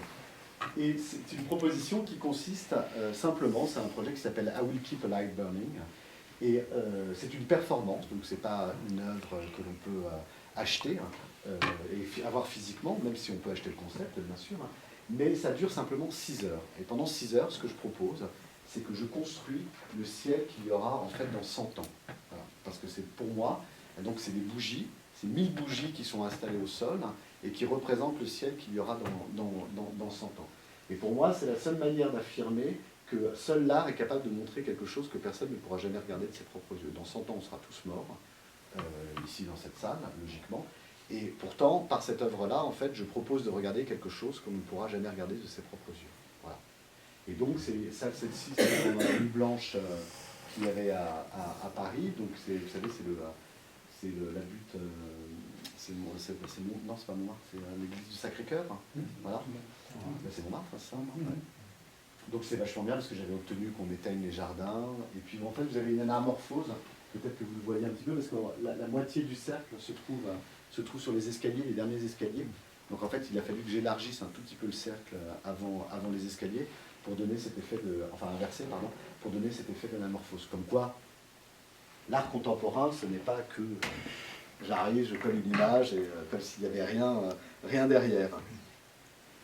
Donc, et celle d'avant, c'est la première que j'avais faite, c'était celle que j'avais faite à la Villa Médicis. Et après, je l'ai fait, alors j'étais très heureux au Jardin des Tuileries aussi, pour l'inauguration de la FIAC, on avait fait ça. Et puis, au Jardin des Plantes, ça c'était beau aussi, ça je me souviens bien. Et les prochaines, alors dans les bonnes nouvelles, ce sera au MUDEM, au Luxembourg. Et si vous avez l'occasion, si vous êtes à Paris, à la BNF au mois de novembre prochain. Voilà, ce sera entre les 4 tours, enfin pas au centre évidemment, mais sur le côté. Et puis... Voilà, l'île de Paris l'année prochaine. Voilà, mais je préférais que tu l'annonces toi-même. Et donc dans cette histoire de voyage dans le temps, j'ai produit cette œuvre qui s'appelle « Include me out » et « Moi où suis-je alors quand tu dis que tu m'aimes ». Alors c'est une petite référence au film qu'on a vu l'autre soir, puisque c'est Catherine Deneuve, quand elle quitte son galeriste, elle lui dit dans la chanson « Et moi où suis-je alors quand tu dis que tu m'aimes ». Voilà, pour moi c'était une manière de faire une référence. Et c'est une coupe de séquoia géant, pardon, qui fait 6,50 m de diamètre, 2,20 m de hauteur. Et cette œuvre, je l'ai faite, pour moi, c'est un bloc de temps. Voilà, je voulais faire du temps, et puis je m'interrogeais à savoir comment on pouvait regarder le temps. Alors ça me permet de faire juste une petite parenthèse, que vous savez, souvent, quand on regarde les étoiles, on dit « Ah, tu vois, cette étoile, elle est déjà morte, elle arrive depuis 5 milliards d'années, etc. » En fait, c'est pas ça le plus intéressant quand on regarde un ciel étoilé le soir. En fait, c'est la seule fois où on a l'expérience de regarder du passé. Puisqu'en fait, quand tout ça arrive, forcément comme les images, comme la lumière arrive de très loin, en fait, c'est la seule expérience dans notre vie où l'on peut regarder le passé. Et les coupes les géants séquoias, moi ça m'amuse toujours parce qu'en fait, on arrive toujours à évaluer le temps qu'ils ont traversé, mais la seule manière de savoir combien de temps a traversé un séquoia, en fait, il faut le couper. Donc c'était une manière de parler de moi, de cette manière qu'en fait, pour voir le temps passer, il fallait simplement que la mort intervienne. Et j'ai fait donc cette coupe de séquoia qui fait 6,50 m de large, qui est plus grand qu'un vrai séquoia encore existant. Je parle à partir d'1 mètre du sol, parce que ce n'est pas les racines, c'est juste au-dessus. Et elle a été construite à l'opposé en fait des ciels étoilés dont je vous ai parlé de Vedey Before, parce que Vedey Before, quand vous rentrez dans une salle d'exposition, vous voyez un cadre noir à monochrome, il faut vous rapprocher pour voir l'œuvre. Et là, c'est exactement le contraire. Comme elle est plus haute à 2,20 m, en fait, plus vous vous approchez, moins vous ne voyez justement les striures du temps qui sont au-dessus, et puis il faut s'en écarter en fait pour pouvoir voir ce qu'il y a au-dessus. Et pourquoi j'ai fait 6,50 m, je vous le remontre comme ça, c'est une partie. Pourquoi je l'ai fait à 6,50 m? Parce que 6,50 m, ça représente 3000 ans d'âge traversé. Et 3000 ans d'âge, en fait, c'est l'invention de l'écriture. Donc en fait, le centre de la coupe des séquoias, c'est pour moi l'invention de l'écriture, et donc c'est aussi l'invention de l'art. Donc pour moi, avec cette œuvre, on était à la fois devant une image du temps, mais aussi devant une image de l'art. Voilà. Donc c'était, et cette pièce va être en dépôt au Mucem à Marseille à partir du mois de novembre prochain pour 3 ans. Voilà. Là, vous ne pourrez pas dire que vous n'avez pas eu le temps de le voir. Toujours l'avantage, ça. Je dis ça pour Dominique aussi. Oh, j'ai pas eu le temps de le voir. Ouais. Non, mais au Mucem maintenant. Et je voudrais juste finir sur cette petite œuvre, parce que elle est assez emblématique de mon séjour romain, puisque moi je suis encore à Rome. Et à Rome, il y a une revue qui s'appelle Il Borghese, et qui est une revue où il y a franchement des très 70, c'est une revue des années 70. Et ce qu'il faut, c'est que vous enlevez le type qui est derrière, là, et puis c'est la une du journal. Donc il y a toujours des espèces de pin-up qui sont très jolis, et évidemment ça donne très envie d'acheter pour un mec le truc en disant « Ah, c'est rigolo, je vais lire ce magazine ». Et en fait, Il Borghese, c'est une revue fasciste, voilà, tout simplement. Donc quand vous avez passé la couverture, après ce qui se trouve à l'intérieur n'a strictement rien à voir avec la couverture. Donc moi, évidemment, je commence à feuilleter le truc en me disant « Ah, tiens, c'est quoi ce truc-là ?» Je tombe là-dessus, j'achète le paquet, non pas pour les filles, mais en me disant ce sera toujours ça de moi pour les nostalgiques, en me disant je vais le mettre à la poubelle directement. Et quand même, en arrivant à l'atelier, je me dis, bon, je lis les revues d'abord, et puis je me dis, je vais quand même faire un truc avec ce truc-là. Comme moi, vous avez compris, je suis quand même beaucoup sur l'image cachée, qu'il faut révéler, qu'est-ce qu'on pourrait faire avec ça, qu'est-ce qu'on pourrait amener. Et je me suis dit, j'allais dire un géologue, je vais travailler comme un, comment ça s'appelle, type qui creuse là. Archéologue. Archéologue, merci. Et je me dis, tiens, j'ai envie de travailler comme un archéologue, c'est-à-dire que l'image qui est cachée à l'intérieur, qui est une image de propagande dénonciatrice ou à l'effigie, ou en tout cas pour l'idéologie fasciste, je vais la faire ressortir en haut, mais je ne vais pas la décoller et la coller au-dessus. Ce que je vais faire, c'est que je vais creuser dans la couverture pour arriver jusqu'à l'image qui m'intéresse. Alors, c'est très simple, le procédé, c'est que je fais une photocopie de l'image qui m'intéresse, qui est à l'intérieur, je la colle sur la couverture, je découpe exactement à l'endroit où elle se trouve, et après, page par page, en fait, je découpe. Alors là, on voit assez mal, mais peut-être que vous voyez en haut, au niveau du ruban du monsieur qui est derrière, ou même du point, là, vous voyez. En fait, c'est mal découpé, évidemment. Mais vous voyez qu'en fait, j'ai creusé, et que c'est dans la couverture. Donc en fait, il y a un trou dans la couverture, et on arrive jusqu'à l'image qui m'intéressait. Et ça m'intéressait d'autant plus, cette idée, parce que nous, les artistes, aujourd'hui, on travaille essentiellement sur ordinateur. Et moi, la moitié de mes productions, en fait, c'est de l'ordinateur. Et l'ordinateur, vous êtes une génération du pomme Z, hein, c'est-à-dire que dès que vous vous trompez, pomme Z, pomme Z, pomme Z, ça veut dire annuler, annuler, annuler, annuler, annuler, annuler, annuler. Donc il y a cette espèce de truc, quand on construit une image sur un ordinateur, ça garde toute la mémoire de la construction de l'image. Et moi, avec cette pièce-là, je me suis dit, mais comment je pourrais faire une œuvre où, en fait, à partir du moment où je trace quelque chose, ça devient irrévocable. C'est-à-dire que je ne peux pas retourner en arrière. Et à partir du moment où moi, j'adore parce que c'est un peu une image comme quand vous rentrez dans un avion, quoi, ou un train, une fois que la porte est fermée, c'est terminé, quoi. Vous faites à 10 mm d'altitude, vous n'amusez pas à ouvrir la porte. C'est-à-dire qu'il y a un truc, c'est irréversible, voilà. On peut, mais bon, c'est pas conseillé. Et je voulais faire une œuvre qui soit irréversible, c'est-à-dire quelque chose où je ne puisse pas revenir en arrière. Et donc ça a été une série que j'ai commencé avec Il Borghese, et après, compte tenu que le procédé m'intéressait, je l'ai continué avec Storia, et qui sont toujours des revues italiennes. Et d'ailleurs, j'ai été frappé, parce que moi je lisais Storia quand j'étais jeune, et ça va revenir, et c'est peut-être ma conclusion. Moi je lisais beaucoup Storia quand j'étais jeune, et en rachetant, ça veut dire ça c'est une date des années 70, vous voyez, 63 et 68, en les rachetant, en fait je me suis rendu compte le nombre d'uniformes nazis qu'on voit à l'intérieur. Et c'était marrant parce que je me disais, c'est incroyable, les articles c'est pour dénoncer évidemment la guerre, un régime, etc.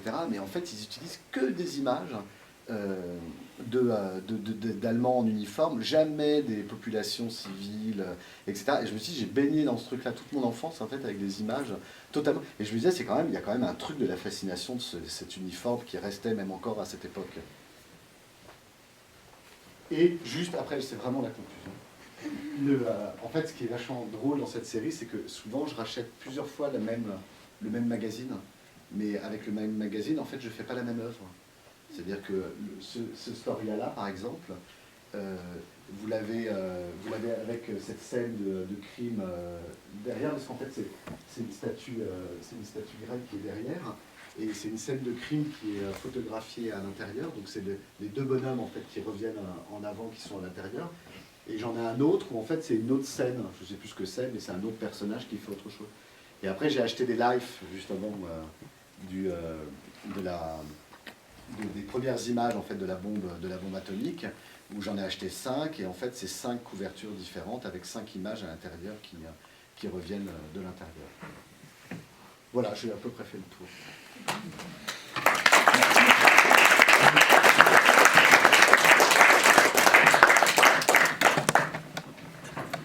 Vous avez peut-être des questions?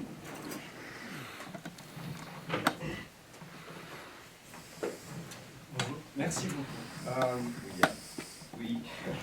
En fait, j'étais fasciné au fur et à mesure que vous avez parlé, quand vous avez évoqué la notion du discours. Le premier moment où j'étais frappé, c'est quand vous avez dit, je pense que c'était, j'ai envie de parler d'humeur sans montrer d'humeur. Ce que vous faites, c'est parler, en fait. Si vous êtes un artiste plasticien, et puis après vous avez parlé du discours, et vous avez presque évoqué les discours comme presque constitutifs de l'art. Et donc je voulais poser la question par rapport à, peut-être par rapport aux écoles d'art aujourd'hui, à quel point est-ce que c'est une école de discours ou une école d'art? Et quelle est la relation exacte entre le discours et l'art? Et aussi, quelles sont les implications pour ceux qui viennent voir l'art? Vous avez dit que l'art, c'est pour créer des liens sociaux ou pour produire une parole chez les personnes qui regardent. Mais est-ce une... je ne sais pas, c'est peut-être ma réflexion, mais est-ce une maïeutique méchante d'essayer d'évoquer une parole qui serait la parole de l'artiste ou d'engager dans le même discours ou de faire d'autres choses? Si vous pouvez parler de ça, ce serait intéressant. Alors, d'abord, ce qui est important de dire, et je rectifie tout de suite, c'est que justement, moi je ne suis pas en train de faire un discours. J'espère que c'est de la parole que tu as entendu. Ouais, je parle de mon travail, mais ce n'est pas du discours. Je ne théorise pas mon travail, j'en parle comme une pratique, et j'en parle autour de réflexions qui me traversent moi. Voilà. Donc ça, c'est une chose qui est fondamentale pour moi. Le discours, il est après, tu vois, le discours, il est dans les textes du catalogue où c'est écrit avant. C'est pour ça que, par exemple, sur un catalogue comme ça, j'ai demandé en fait à ce qu'il y ait à la fin une interview, c'est-à-dire qu'un moment qui est la parole de l'artiste qui existe. Sur la question des écoles d'art, aujourd'hui, l'école d'art, elle ne fonctionne pas sur le discours, sur la théorie. C'est d'abord sur la pratique. D'ailleurs, c'est pour ça qu'à la fin de 68, on a séparé en fait l'académie, tu vois, même l'académie de la Villa Médicis a été cassée, il n'y avait plus de Grand Prix de Rome, il y avait plus... Et aujourd'hui, dans la pratique des écoles d'art, on est surtout sur une pratique en fait artistique. Mais c'est vrai qu'on invite les futurs artistes en fait, à développer leurs paroles, à défendre leur travail, à pouvoir en parler. Alors c'est drôle parce qu'on en parlait ce matin, de toute façon aujourd'hui les artistes plasticiens comme moi, on nous demande de plus en plus de défendre notre travail. Et c'est drôle parce que on en parlait ce matin, je veux dire, comme moi quand je fais, alors je ne sais pas si je réponds à ta question, mais en tout cas je te donne des problématiques. Moi quand je réponds à une appel d'offres, à une demande de bourse, tu vois, on me demande d'écrire sur mon projet. Voilà. Moi je ne sais pas écrire, je ne suis pas écrivain. On me demande donc d'écrire sur un projet que je n'ai pas encore fait, que je n'ai pas encore réalisé. Tu vois. Donc on me demande de théoriser, c'est-à-dire d'expliquer pourquoi c'est important par rapport à la bourse, pas par rapport à mon travail, mais par rapport à la bourse. Et on se faisait la réflexion ce matin de se dire, mais un écrivain qui présente une bourse, on ne lui demande pas de faire un dessin de son projet. Tu Tu comprends? Et que nous, les arts plastiques, les plasticiens, on nous demande de plus en plus, en fait, de théoriser, mais tous les artistes font pas ça, hein. Il y a beaucoup d'artistes qui disent « je ne veux pas parler de mon travail, vous regardez, et puis c'est tout ». Alors après, tu as ce qu'on appelle la mode du storytelling, c'est-à-dire que moi j'aime bien parler de mon travail, des choses comme de la performance que j'ai faite à la Vidal-Médicis ou des choses comme ça, parce que je pense qu'il y a des... tu sais, quand je te disais tout à l'heure que c'est important pour moi que ça fasse du lien social, parce que moi j'aime beaucoup en fait après avoir vu une œuvre, après qu'une œuvre ait été ressentie, c'est un peu comme quand tu vas au cinéma, tu vas le partager avec quelqu'un, tu vas dire « Ah, j'ai adoré ce film pour telle raison, pour telle raison ». Alors peut-être qu'au cinéma, les codes sont plus faciles à exprimer, à dire, tu vois, c'est plus de l'ordre du spectacle, c'est de l'immédiat, et que l'œuvre d'art, c'est plus compliqué d'en parler. Et les gens n'osent pas souvent en parler, ils n'osent pas dire « j'ai aimé pour telle raison ou telle autre raison ». Et souvent, je parle de l'art contemporain qui est ma discipline que je connais, c'est beaucoup un travail à long terme. C'est-à-dire que même moi qui suis un artiste, parfois je vois une exposition, un artiste, je me dis j'ai rien compris, c'est nul, je peux le dire, hein, j'ai le droit comme toi, je dis, c'est nul. Puis après, 5 ans plus tard, je me dis ah mais oui mais en fait c'était pas si con son truc. Il parlait de quelque chose que je n'avais pas compris. Et c'est vraiment un travail à long terme. Tu sais, c'est un peu comme... moi, je prends souvent l'exemple, c'est un peu comme quand tu apprends à écrire à la maternelle ou à lire. En fait, le problème, c'est pas de savoir si tu sais très bien lire à la fin de ton année. Le problème, c'est de savoir si tu vas avoir le goût de lire 10 ans plus tard. Tu comprends? Et que c'est pas un travail à court terme. C'est pas parce que l'enfant à 6 ans, il sait lire boulangerie fermée ou ouvert. Évidemment, ça l'aide dans la vie, mais après, ce qui est important, c'est de savoir comment il va s'en servir après.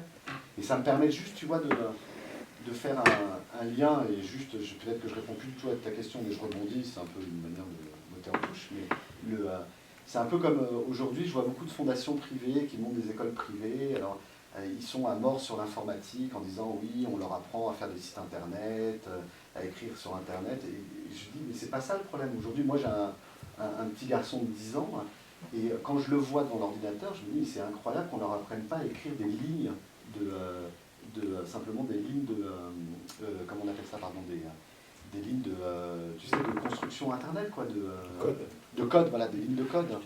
Et qui est extrêmement important, parce que quand tu apprends à l'école à lire, on t'apprend à écrire, on t'apprend à lire aussi. Et l'informatique, aujourd'hui, c'est exactement la même chose, tu vois, il faut apprendre à faire des lignes de code, et il faut aussi apprendre à te servir d'Internet.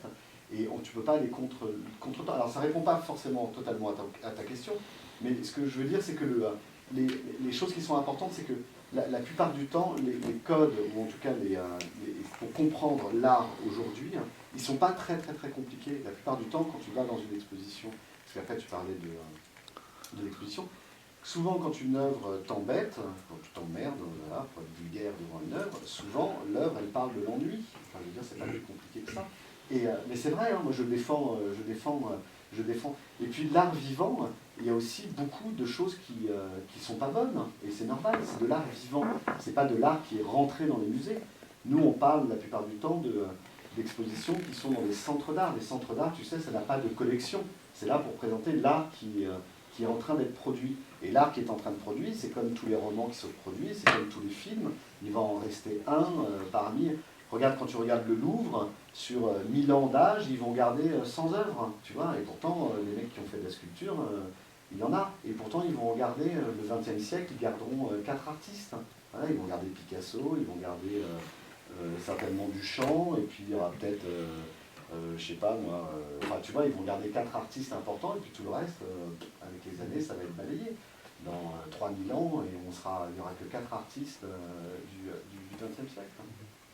Et j'ai pas du tout répondu à la question. Peut-être que j'ai pas de réponse. Mais c'est une chose qui est, de toute façon, la question. Moi, je tiens vraiment à faire la différence entre cette histoire du discours et du. Mais tu sais, si je peux pas répondre, en fait, c'est aussi peut-être parce qu'à un moment, les lieux d'exposition n'appartiennent plus aux artistes. Et que c'est plus nous qui avons les outils. Moi, il y a une des affiches que j'ai mises là, autour dans les blocs là, moi c'est une des définitions que je donne de l'art, qui est ma définition, hein, donc je l'assume, c'est simplement de dire que le travail de l'art, c'est de remettre du réel dans le fantasme des politiques. Voilà. Donc les politiques, ils te vendent du fantasme, tu vas vivre plus longtemps, tu vas vivre mieux, tu vas vivre avec plus d'argent, tu vas vivre... Et même la vie, c'est un grand fantasme. Hein. Vous allez voir, on vous promet un avenir radieux, vous allez avoir plein d'enfants, ça va être super, etc. Et puis tout le monde ne traverse pas des vies très radieuses. Hein. Il y a des gens malades, il y a des gens qui meurent, il y a des accidents, il y a des choses, il y a le chômage, subitement tes parents ne peuvent plus payer tes études, tu vois. La vie, comme on dit, un film célèbre en France, la vie n'est pas un long fleuve tranquille.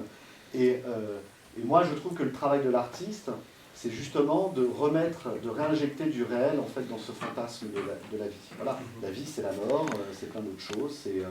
Je pense que le travail de l'artiste c'est de faire en sorte d'en parler sans que ce soit quelque chose qui fasse peur. Voilà, tout simplement. Alors moi je parle de la mort, mais quand tu as vu mon travail, c'est pas quelque chose qui est effrayant. Peut-être que j'espère qu'après, quand tu l'auras vu pour de vrai, ça te transportera autrement. Mais maintenant, je me rappelle de ta question, donc je vais répondre.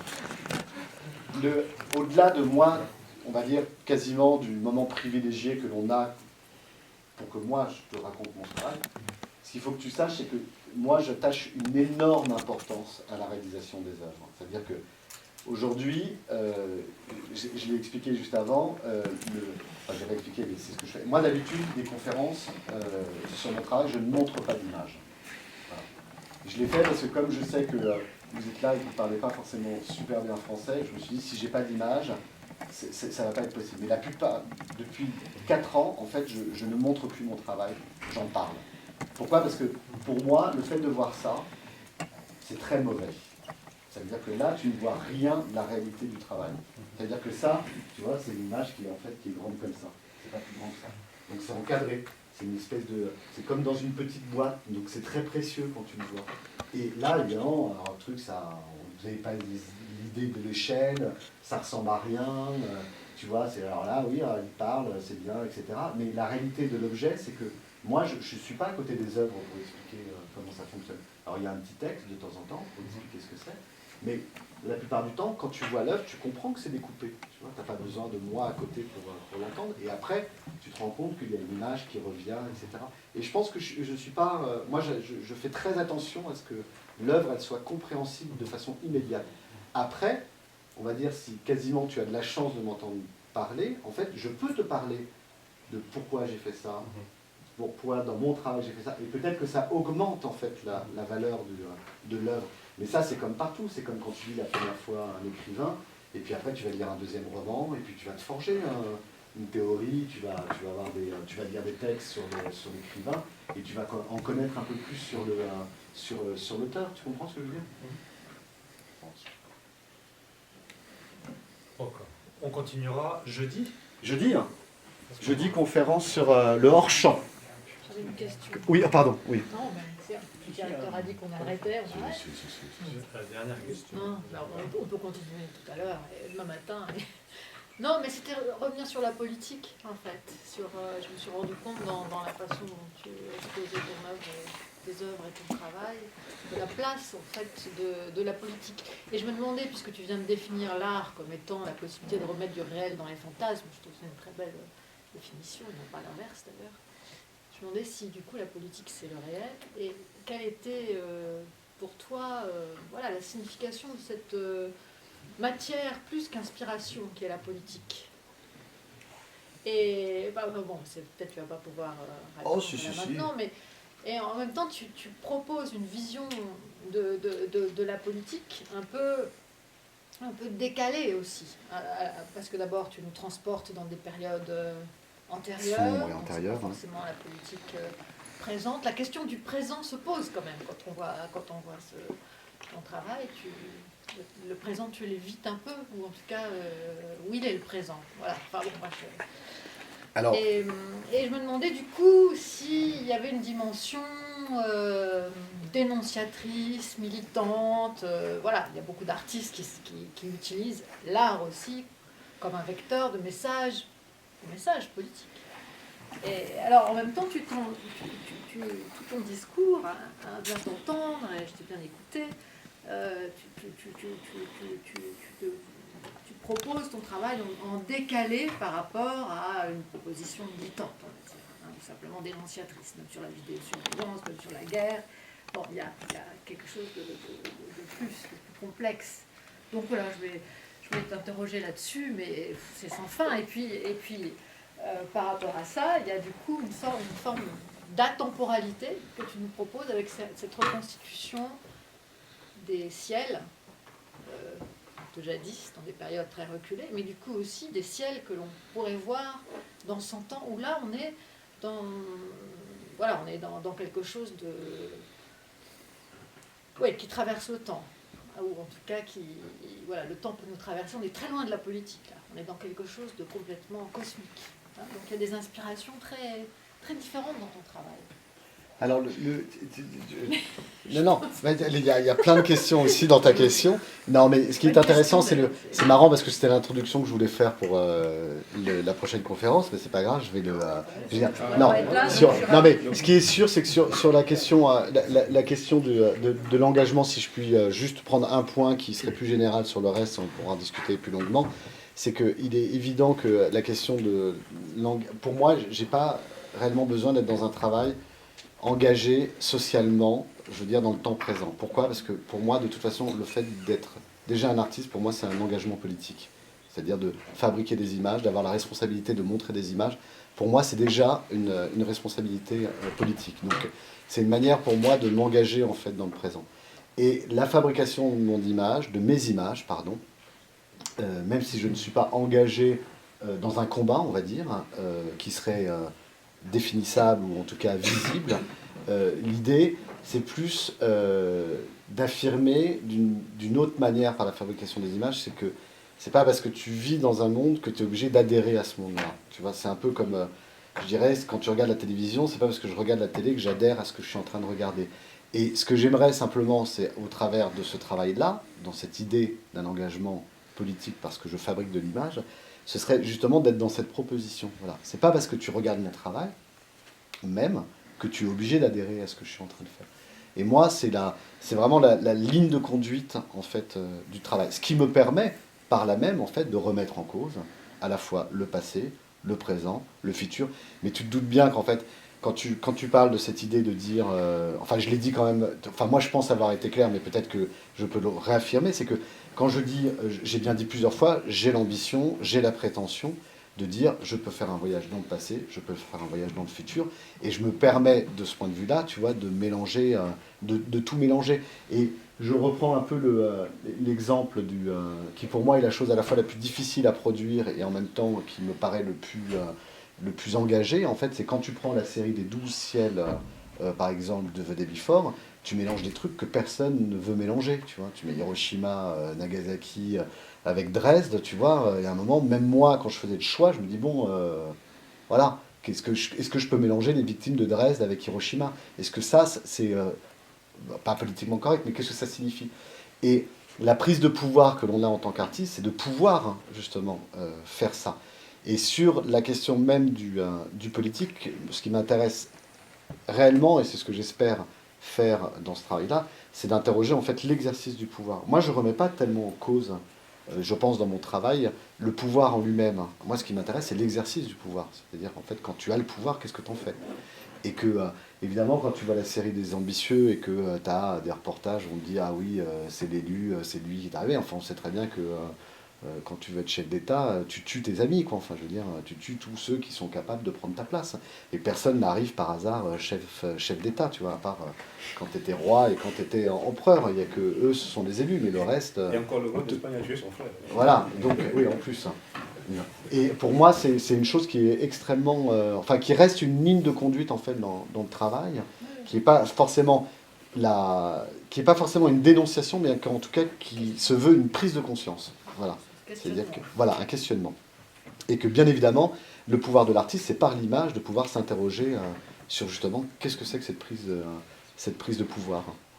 Des politiques, hein, pas des artistes. C'est pas nous qui avons le pouvoir. Merci à tous.